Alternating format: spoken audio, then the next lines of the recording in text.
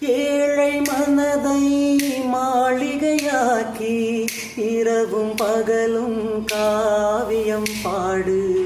ஏழை மனதை மாளிகையாக்கி இரவும் பகலும் காவியம் பாடு.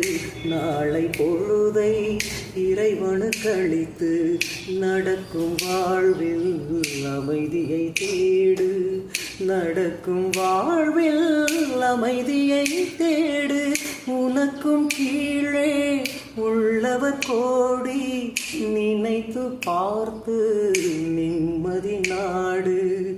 மயக்கமா கலக்கமா மனதிலே குழப்பமா வாழ்க்கையில் நடுக்கமா மயக்கமா